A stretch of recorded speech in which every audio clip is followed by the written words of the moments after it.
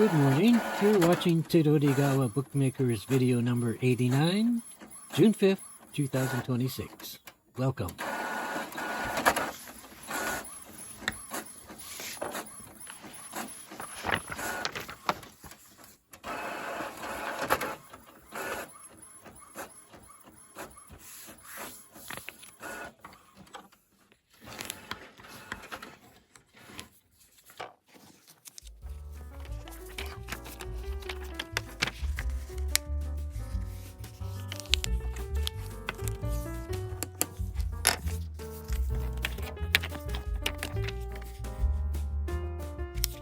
June 5th, 2026 is a simple blank notebook, but it's not blank. There's lines on the right side, and I made it primarily for myself. And I wasted no paper. When the printer misprinted, I used it anyway. So there's one page where the lines start too far to the left, and there's number of other page numbers are incorrect. But I didn't waste it. I printed over it. And that caused me to have a unique book. It's 120 pages, B6, and Coptic bound. I'm going to show you how I work through the process of making this book, from printing, folding, punching holes so I can sew it, and actually sewing the signatures together, plus making the cover. And in a Coptic binding, the covers are part of the book. In regular, what we know as case binding, the text block is glued to the cover via the end papers. In Coptic binding, the signatures are sewed into the cover. And there's no spine piece. It's an exposed link stitch.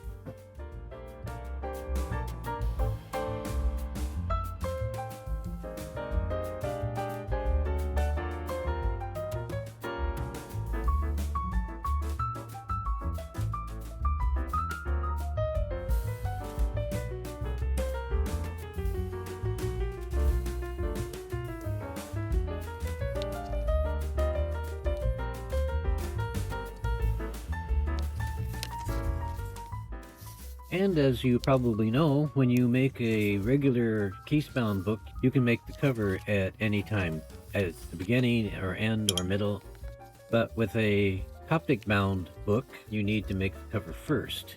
So you have to make sure that the cover and the text block match. If you don't have a cover, you can't make a Coptic binding, because the cover is integrated into the text block. Here I'm making the cover, and one bookboard is red and one bookboard is yellow because the bookboards are recycled files that my wife used in a variety of classes she had taught over the years and kept in case she wanted to use them again.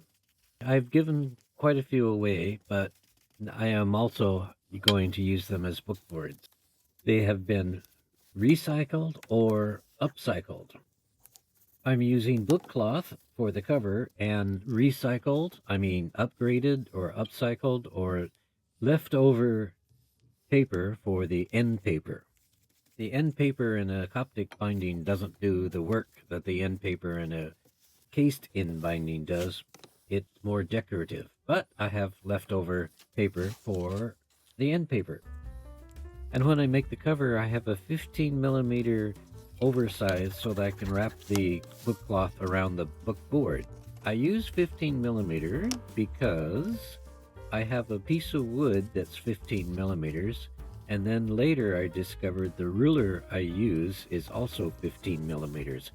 The ruler is more useful than the piece of wood.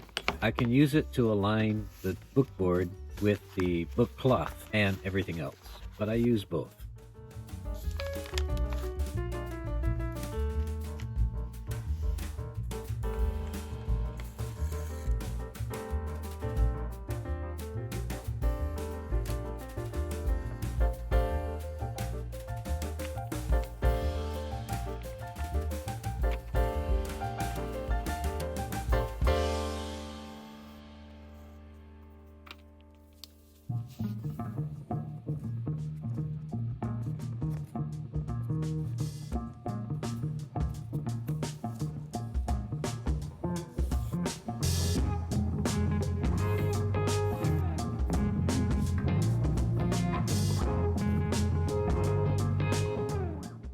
For me, there are two parts about making a Coptic bound book that are relatively difficult, which I'll talk about later. But first, I'll tell you that a Coptic bound book is basically a link stitch, and you can find lots of tutorials on a variety of different places, including YouTube, to show you how to do a link stitch. Once you learn the link stitch, it's quite convenient. Coptic binding and case bound books both use link stitches. The first part of a Coptic bound book is getting the first signature connected to the cover. You come out of the first signature and go around the cover and then back into the first hole of the first signature. That's the beginning, and then you move to the next hole for the first signature and come out and go around the book cover and then go back in, and you do that for all the holes that you have in the first signature. And when you get to the last hole of the first signature, you go up the second signature and go in the first hole and then out the second hole, and then loop the thread around the thread that connects the first signature to the cover. That's a link stitch. You continue doing this until you get to the next to the last signature. Now, one of the first problems I had with Coptic binding is making sure everything is tight. You have to pull carefully so you don't rip the paper, but you need to have it tight. My first few, not just my first, Coptic binding was very loose. In fact, I did the first one 2 or 3 times before I got it tight enough. So that's the first problem I have with Coptic binding. The second problem I have with Coptic binding is attaching the cover to the final signature. Now, there are 2 or 3 or many ways to attach the final signature to the cover. The one I use is not so complicated. You come out of the next to the last signature, and then you go into the cover, and then into the first hole of the last signature. When I say that, it sounds fairly simple, doesn't it? In actuality, for me, it's kind of complicated because the cover doesn't bend.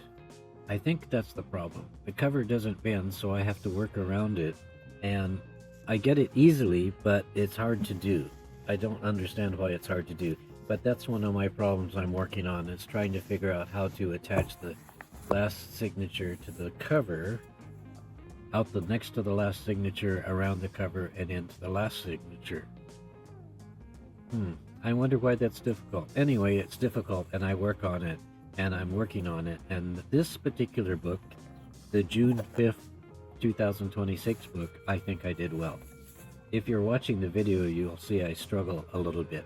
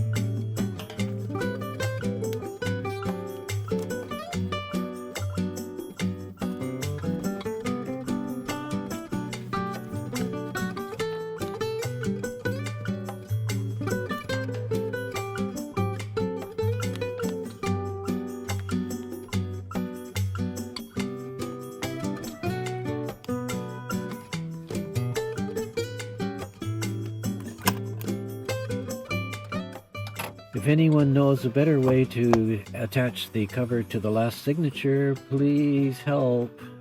Send me a link to any website that you think would be helpful, or you can leave comments. Any help is appreciated. I'm looking to improve. In any case, thanks for watching. Hope you enjoyed it. Please subscribe. Take care.